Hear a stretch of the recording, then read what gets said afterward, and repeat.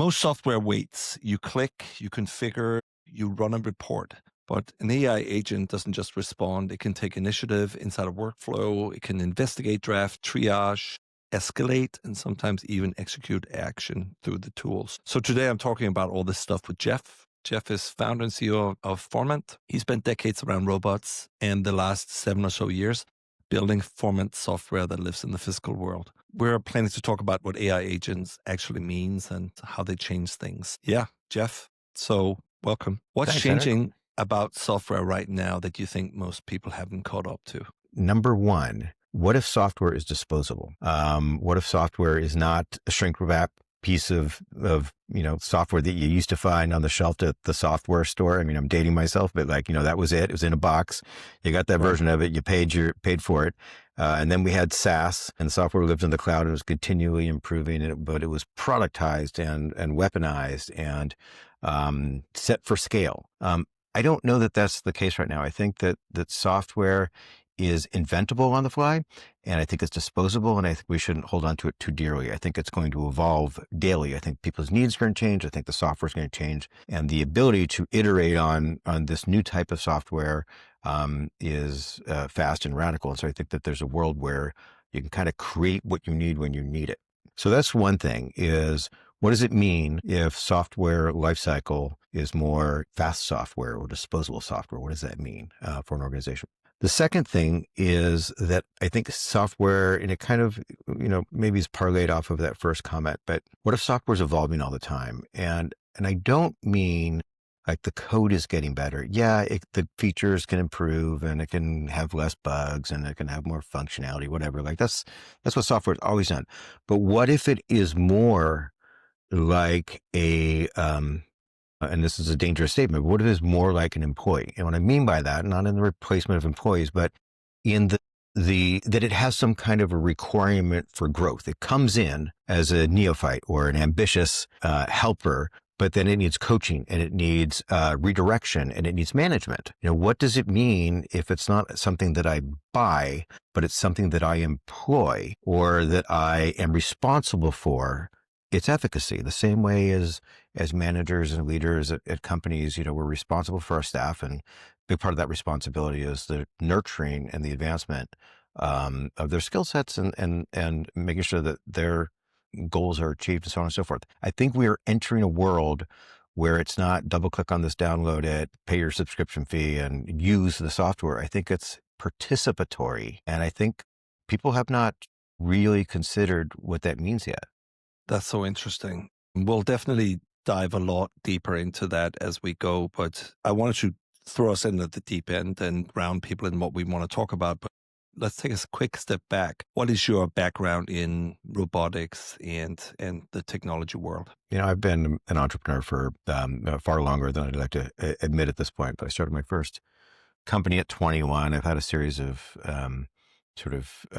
technical and creative endeavors, studios, production companies, visual effects companies, animation companies, infrastructure for large companies to do, intranets and digital communication. Sort of midway through my career, I started going even deeper technically, involving automation and robotics in filmmaking. And so, I used to shoot Hollywood movies using very large industrial robots, putting cameras on them, putting actors like George Clooney and Sandra Bullock on those robots and moving them around to do kind of impossible effects for the movie Gravity with Warner Brothers.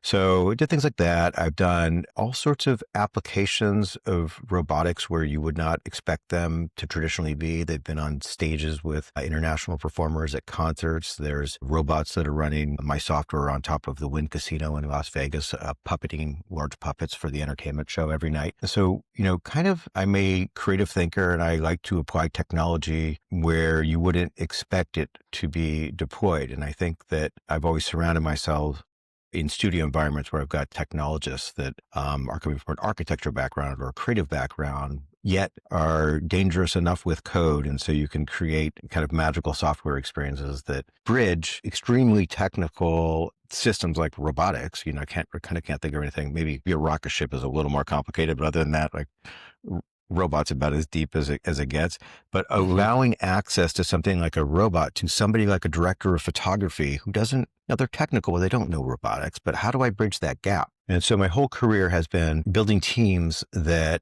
essentially build interfaces to allow somebody that speaks director or speaks cinematographer or speaks artist to use a tool in a way that is native to their workflow.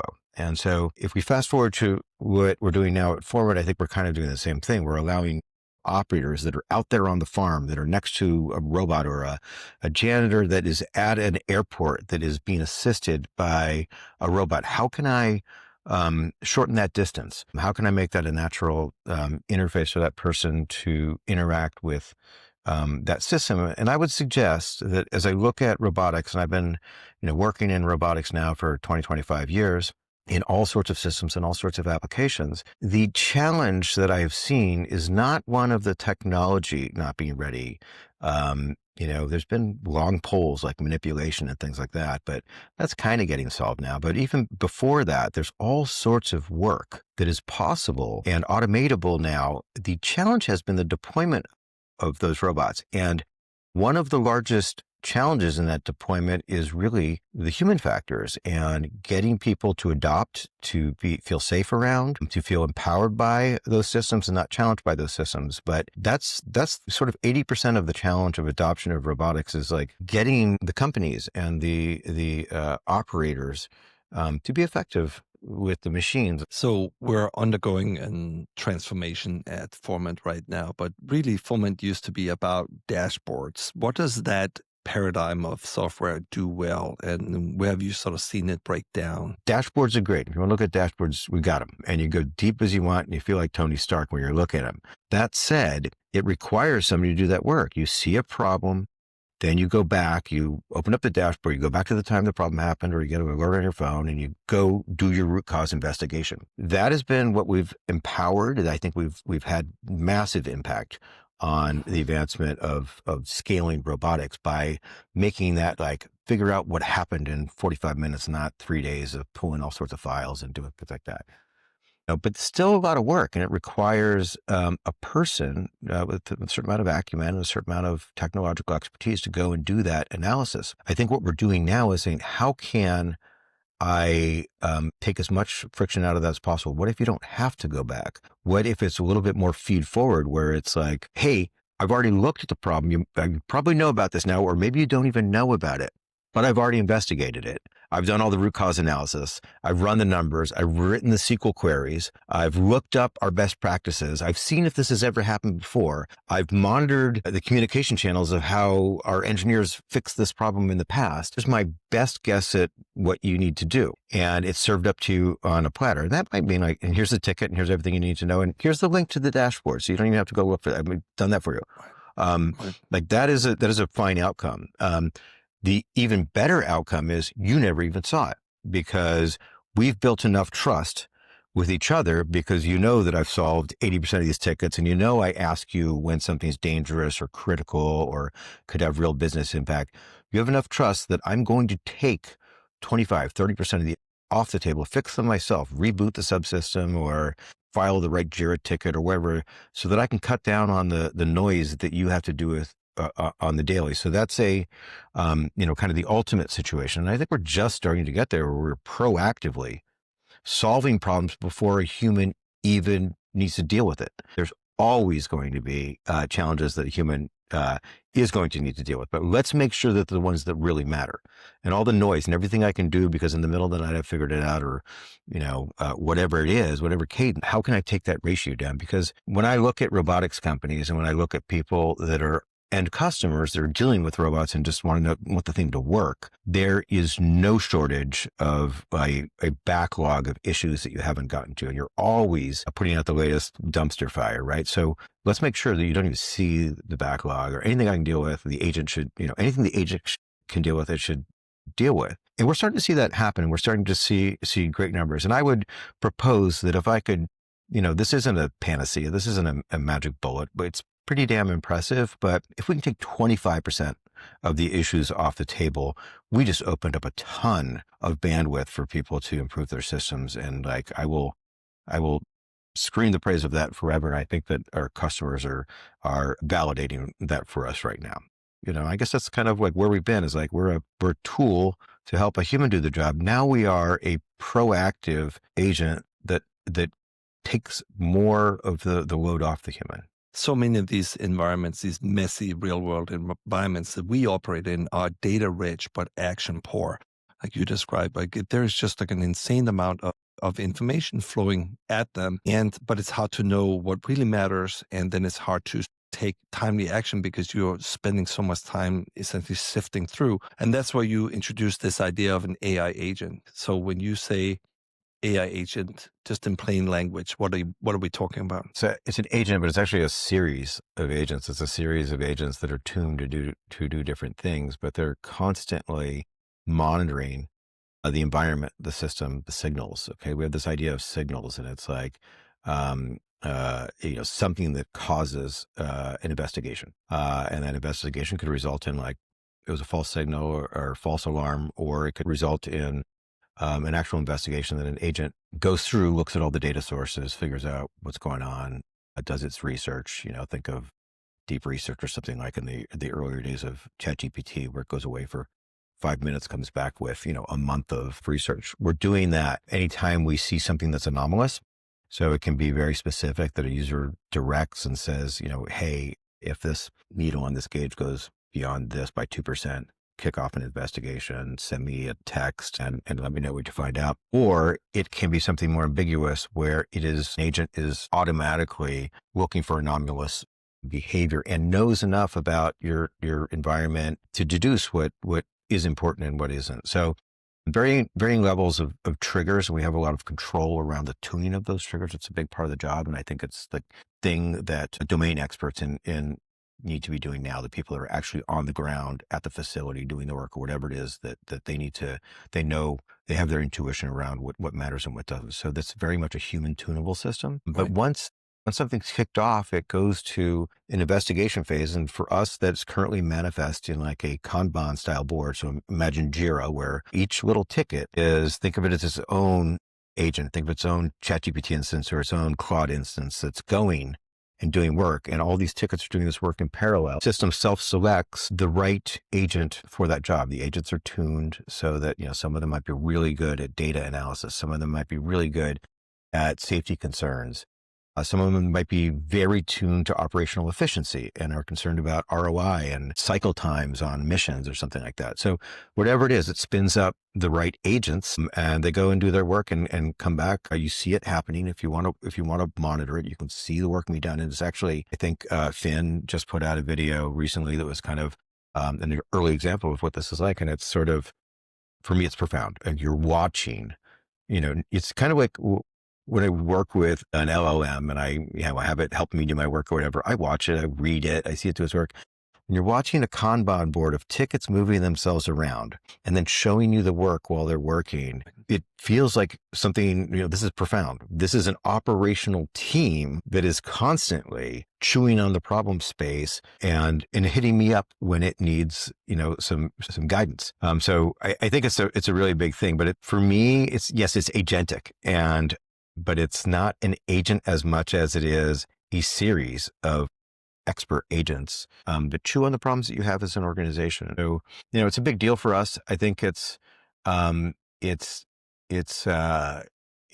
insane force multiplier, obviously, but it's also like time to resolution. It's like what would take, 8 hours, 10 hours, maybe a couple of days of an engineer looking through all the records and trying to figure out the things and scrubbing back and forth and zooming in on graphs. And, it's doing all that in 5 minutes, and then summarizing it for you and then asking you, how would you like to proceed? Time to resolution, which for a lot of our customers is a critical KPI, is radically transformed.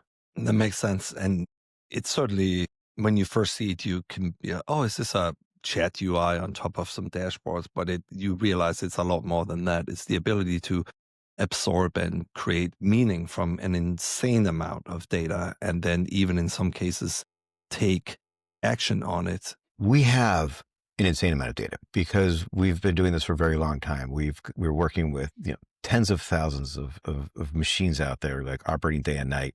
We have a ton of information about how robots operate, and what matters, and best practices and all this sort of thing. And so we're very data rich. However, what is way more interesting now, like that's kind of a given for us. And we have a ground truth to the physical operations, in that a lot of the robots, they've got all their sensors, they know the temperature, they know exactly the GPS location, they know the timestamp of everything. And more often than not, there's multimodal information in that they've got eyeballs and they're looking around the facility. They can see the pump. They can see that the door's ajar. They can see that there's an issue on the floor at a Walmart in the middle of the night, whatever it is. So they've got all of this kind of hardcore situational data, and we've always had it. And that's been important for people to figure out, what happened. But now what we're finding is that the human data is so much more important. And I'm not talking about monitoring humans or something. I'm talking about the institutional knowledge. And that what we're finding is, if we want to solve problems for an engineering group, sure, we'd love the documentation on every subsystem. We want to know what servo motor's on wheel 3. That's nowhere near as compelling as, I want to be able to monitor the technical support channel to understand these people that have been doing this firefighting for 5 years, 10 years, been banging on these systems. They know intuitively where the ghosts are, what the right thing is, like what's high value, what's low value. And without that, we can only become so effective by reading data sources. You need that institutional knowledge. And so we're finding ourselves hungrier and hungrier for those ancillary communication channels, which is really where the important knowledge is. Some of our customers that are very sophisticated multinational operations have been running manufacturing for 35 years. They've got their standard operating procedures written down in binders, and it's like a gold mine for us, because it's like, this is the law. This is how you work. This is what you do. However, any company that's not 25, 30, 40 years old and has that, infrastructure, the information's all over the place. It's in emails, it's in text messages, it's around the water cooler. And those are the data sources that on the day-to-day become invaluable. And I think that, as the world moves forward, those are going to be the critical just-in-time data sources from the people that are there with their eyes and their ears and want to get home and get on with their life and not be up till midnight troubleshooting, a spill in aisle 6 or whatever it is. And so the types of data that we're interested in are shifting radically. And we're fortunate because the robotic stuff we've always had, and we like the system stuff we've always had, but like this new era of like softer data, more intangible data, is like super, super interesting. And I think that's kind of, maybe where the stuff's going in the next couple of years, that becomes even more valuable. Yeah, it's an old idea in business that's interesting, right? There was like a famous quote from HP where someone said, if HP knew what HP knows, we would be dramatically more effective, right? So it is so true that in this very hard to absorb business context that will live in the heads of people who have been there for many years. You're kind of talking about essentially tribal knowledge, that we can now absorb this tribal knowledge even in a very unstructured state and have the agent ingest this information and actually be useful, which is interesting, alongside the more sort of formalized systems of record things that many organizations will have too. All that stuff is now possible to ingest. So it's like, not only were we data rich, all this data richness greatly matters, but the ability to turn that into timely action has just been so hard until these agents came into the picture. And it's fascinating to hear about an agent that takes actions under certain set of circumstances where its mandate allows it to do it. But how do you think, when you make a product and you make this agent, how do you think about making an agent that then a person running high stakes physical operations can actually trust? In my estimation, where over the next couple years, if not longer, is going to be extremely participatory, needy, and engaging, the way teams are. Software is a part of your team now. Like, what does that mean? It needs advancement, it needs encouragement, it needs discouragement, it needs motivation, it needs goals. What does it mean to have software as a team member? This isn't a new concept. We think of LLMs as like, oh, it's like my research assistant. It's getting to be bigger than that, because if it's helping you actually operate, or if it's, managing other aspects of things, and it's got tentacles out there into the physical world, it's a lot more complicated, and it's going to need, it's a dialogue. And I think that, to answer maybe your core question, how do you build that trust? Through conversation, through results, through interaction. I don't know. I mean, outside of blind faith, which does exist in the world, I'd suggest that as human beings, we build trust through engagement Right. and participation. Yeah. One of the fascinating things about the product to me is it's almost weird where we have this autonomous slider almost as a design principle that you can trust the system more or less. And there is this fascinating part of the software where you can literally make your own agent. You can say, oh, here's how you should act, here's how you should investigate Mhm. things. So we put that power in the hands of the user to say, we don't expect you to trust a one size fits all agent. We will give you granular no code control over how this agent behaves and what it's allowed to do and not allowed to do. And that to me is fascinating to build that into the product and put that power in the hands of people who don't write software. What you're kind of getting at here is, you can sort of use this stuff any way you want to. It's about exposing in an understandable, cogent, controllable way what those levers are. What is that slider of like, hey, play it really straight, go always with standard operating procedures and never do this, and here's your order of operations, or help me achieve this arbitrary goal and show me the thinking wherever you want. That should be a slider. There's literally parts of our software that are guardrails where these are no-fly zones. You can write in the rules of engagement there. And then there's areas of motivation and encouragement. But it is human tunable. It's going to need to be tunable, and it can't be too onerous. It's got to do something without you touching it. But if you want to get in there, it should be accessible to you to continue to tune that. I think what you're saying about how it needs to be useful is extra true with our customers, right? They are running high stakes physical operations, some with much technology, some with a lot of manual intervention all the time. How do you think about introducing a fairly novel concept to them and then quickly start to be useful to them? How do Format engage with customers early on to start to deliver that value to these very practical people? And we go in, we do a boot camp, we figure out the problem space, we figure out what are the right data sources, what are the right interfaces, what are the right types of things to ask a system. And then we do it with you. We do it, kind of hit it hard and quick, get deep on it, go away, let it run for a little bit, do a little bit of tuning, come back to you and show you, hey, here's what we found. Are we crazy? Are we not crazy? Here's our confidence level in this stuff. And then here is our estimation of what that means to you as far as business impact, and show value. And if there's not value there, like, cool. Like, I hope you learned something. If there's value in there, like, let's figure it out. Let's figure out how to partner and how do we scale this thing? What is the roadmap?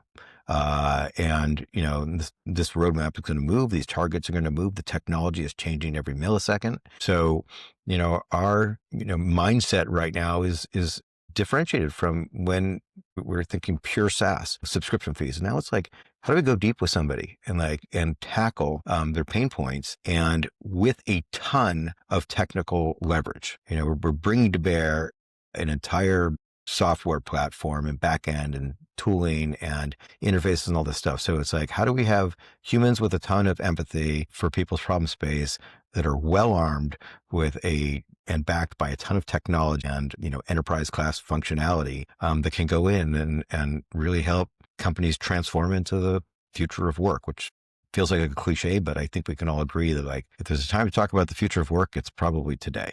I like the idea of show the work as well. And also in terms of how to build trust. So if an operator is trying to answer, hey, Foreman, why did you do that? Like, what are we logging? Like, what are we exposing to these practical people so they can understand Totally. what's going on? Every tool call, everything that came back from an agent, it's all logged.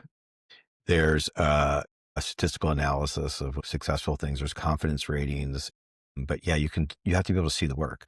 So we have varying levels of, like, summarizes in 2 sentence, but you can always go back and see the entire history, every model that was used, whether it's proprietary to a company, whether it's a standard model from a edge model provider, you name it. We're agnostic to all of it, but we need to see all of those calls. We need to know how long they took. We need to know how many tokens were used, what was the cost, because it's going to help you, tune your financial efficiency and your results. But, like, so from both a trust standpoint, a compliance standpoint, and an audit standpoint, but also just an efficiency standpoint, as you move forward, you want to tune the system. You need to be able to look at all that stuff. I do think, to be transparent, it's still a question of like, does the customer want to deal with that? Do they want to like go deep on that, become experts in all these models and all this prompt writing and system prompts and data storage and vectorization of that and all this gobbledygook? Or some do. Some are very technical and they really want that stuff, and we're great, do it. Or do they want forward deployed engineers that have done this, like time and time again, to go in, like, look, here's how you do this, what it means. Like, just tell me what the problem is. I'll show you how we're doing it and help me tune the system. And we don't know that yet. And I don't think, if we have a really good idea in as short as 6 months, I'd say at the end of the year, we'll have an extremely strong point of view on that. But right now, it's totally an unknown. But if you can't see what happened, if this is a black box, you're not going to build trust. And I think you're going to, at enterprise scale, it's going to be unacceptable for people to work with you. And I think it'd be very limiting from an opportunity standpoint. I want to stay in this realm a little bit. You said you had spent your career building interfaces, just many different types of interfaces to many different things. Now you're building agentic software. So what changes in the UI UX here? It's really interesting because I like to make big, bold, stupid statements to provoke thought. And I'm pretty sure that before the holidays, and I'm pretty sure I even have more conviction around this, like as a guy that's built interfaces his whole life, I would argue that interfaces are dead and irrelevant.